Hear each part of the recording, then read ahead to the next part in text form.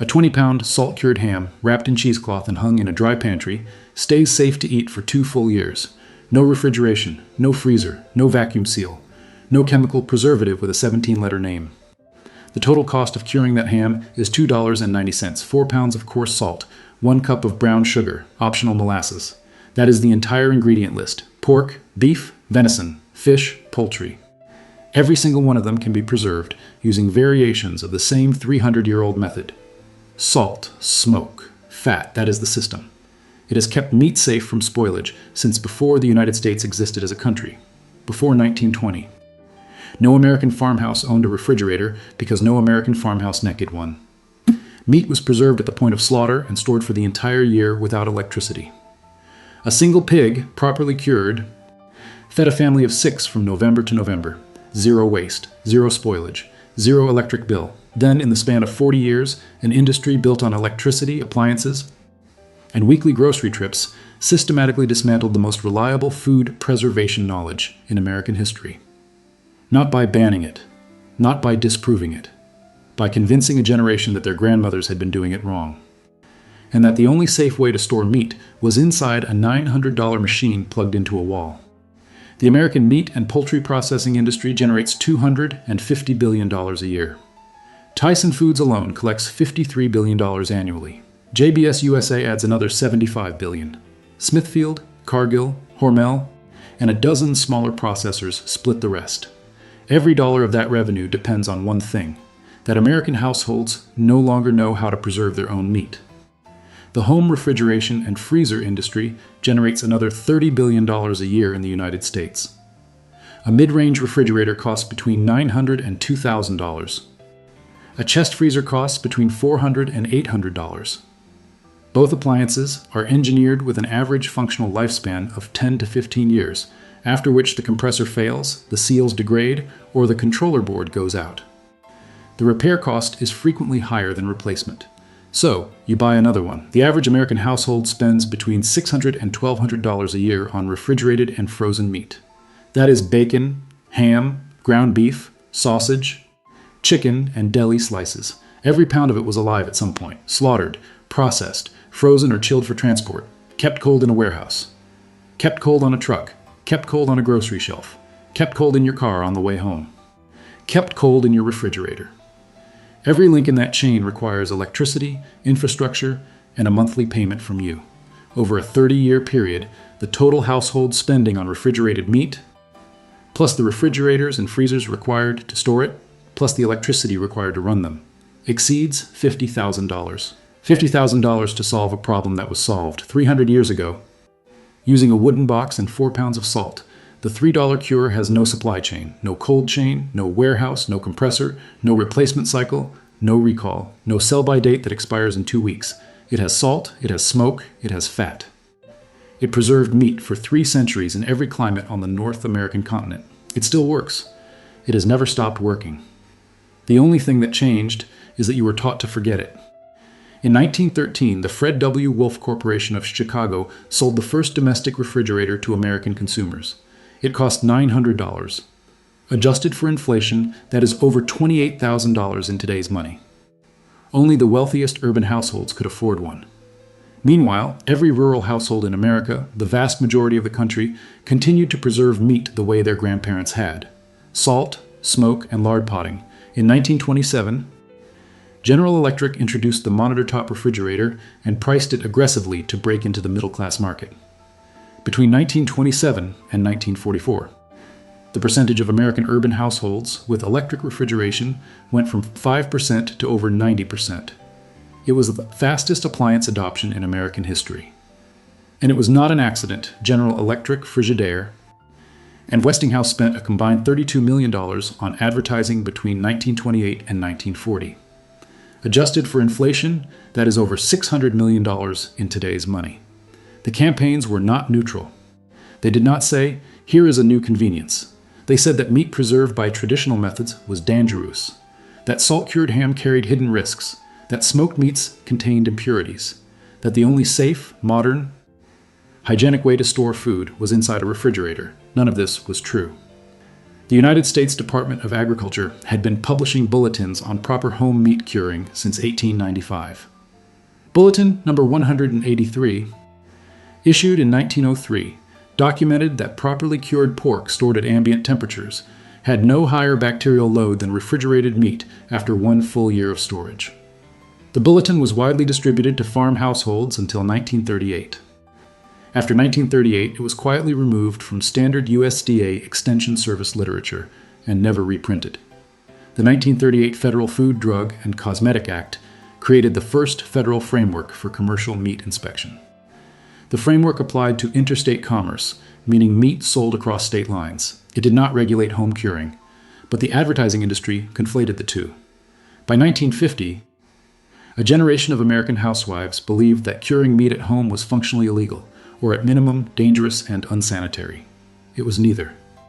The Ohio State University Department of Food Science ran a study in 1954 comparing bacterial counts in traditionally salt-cured country ham against commercially refrigerated ham after 6 months of storage. The cured ham showed lower pathogen counts, lower overall bacterial load, and equivalent palatability scores. The study was published in the Journal of Food Science. It was never cited in a single appliance or meat industry advertisement. Then or since, not banned outright. Just never mentioned again in any home economics textbook printed after 1955. Never referenced in any extension service bulletin issued after 1960. Never included in any curriculum a young housewife was ever allowed to see. The system has 3 components. Every one of them is available at any grocery store, farm supply, or hardware store in America, for a combined total of less than $3 per cure. Here is exactly what each one does, how it works, and what it preserves. Component 1, salt curing, the foundation of the system. Coarse kosher salt, non-iodized, costs 60 cents a pound at any grocery store. 4 pounds cures a 20-pound ham. That is $2.40.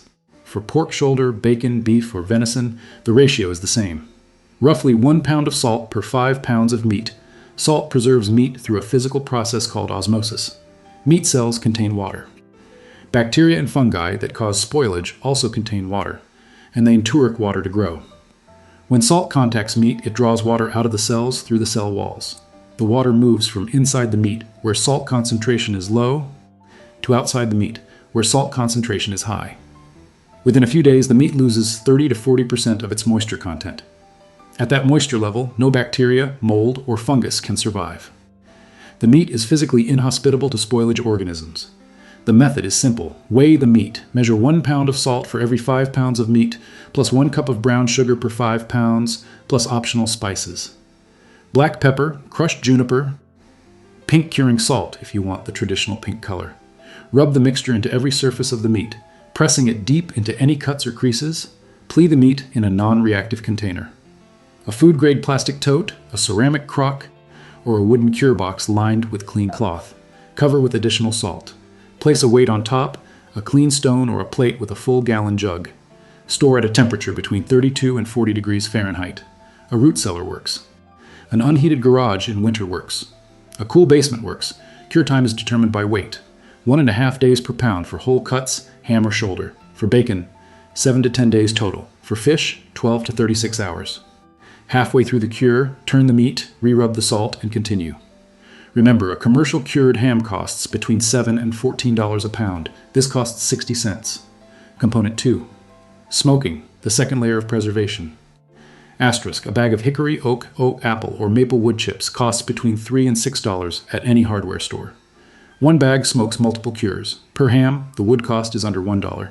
Smoking preserves meat in 3 simultaneous ways. First, the heat of the smoke further reduces moisture content, dropping the meat below the threshold where spoilage is possible. Second, smoke contains phenolic compounds, formaldehyde, and organic acids, all of which are natural antimicrobials that kill surface bacteria and inhibit mold growth.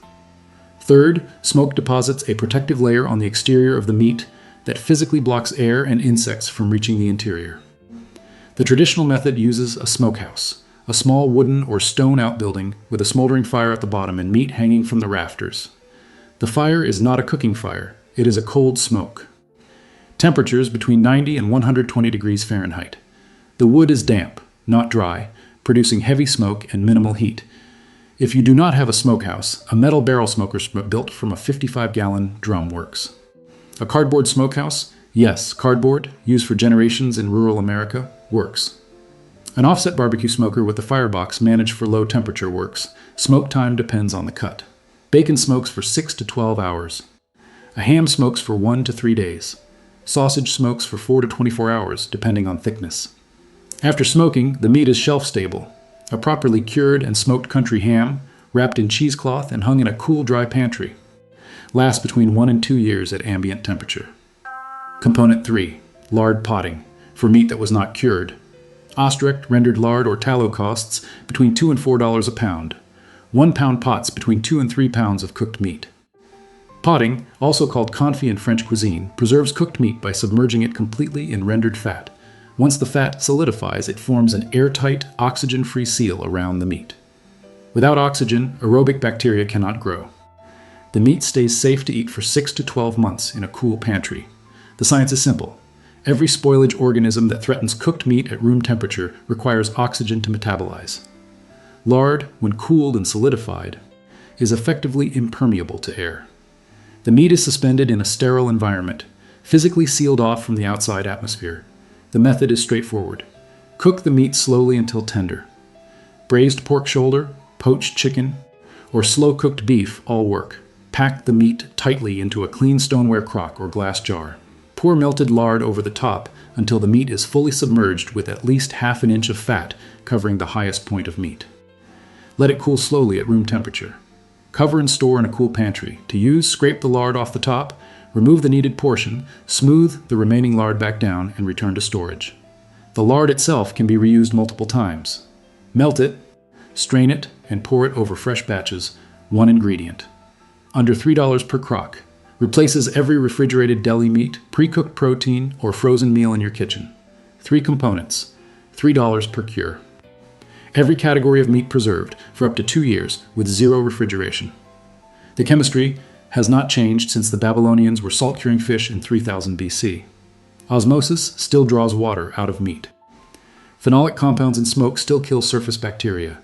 Solid fat still seals out oxygen. The refrigerator in your kitchen performs a 4th function, cold storage, that became necessary only after the first 3 were forgotten. Walk into any farmhouse in Appalachia in November of 1935. There is a hog hanging from a crossbeam in the barn. The family has just completed butchering day. The salt box is already filled in the root cellar. The smokehouse behind the barn has a small fire burning damp hickory. Within 6 weeks, that hog becomes 1 year of breakfast bacon, 6 months of dinner hams, and a stoneware crock of lard-potted sausage that feeds the family through summer. This scene repeats in every state. A Minnesota farmstead smoking venison in a birchwood shed. A Virginia farm hanging country hams in a tobacco smoke-scented cellar. A Texas ranch curing beef in salt-lined wooden troughs. A Maine fishing family laying alternating layers of cod and sea salt in barrels on the dock. From 1620 to 1920, 300 years. American families preserved every ounce of meat they produced without a single refrigerator. The knowledge was not specialized, it was universal. Every adult woman in a rural household knew the salt-to-weight ratio for pork. Every adult man knew how to manage a cold smoke. Every child helped pack the crocks with lard and stack the hams in the cure box. The Scandinavians cured cod for Viking voyages 1,000 years ago, and the technique is still used today to produce stockfish and lutefisk. The Italians still cure prosciutto in the hills of Parma using salt alone, no refrigeration, for 18 to 36 months. The Chinese have been preserving pork belly and duck for over 2,000 years using salt, soy, and controlled drying. The knowledge is not American, it is human. It spans every continent, every century, every climate on Earth. It was the most universal food preservation knowledge in human history. And it took 1 generation of appliance advertising to erase it from an entire civilization. For less than $3, 4 pounds of salt, 1 cup of sugar, and a bag of hickory chips, you can preserve 20 pounds of meat for up to 2 years. Starting this butchering season, no refrigerator required, no freezer, no electricity. The same chemistry that fed American families for 3 centuries will feed yours through next winter. The complete system, including exact salt-to-weight ratios for every species of meat, smokehouse construction plans, and lard rendering instructions, is linked in the description below. It covers pork, beef, venison, poultry, and fish. Everything your great-grandparents knew in one place. Tomorrow. This channel will show you the exact 12-cent loaf of bread that replaced every $5 grocery store loaf, and why the commercial bread industry spent $25 billion to make sure you would never bake it again.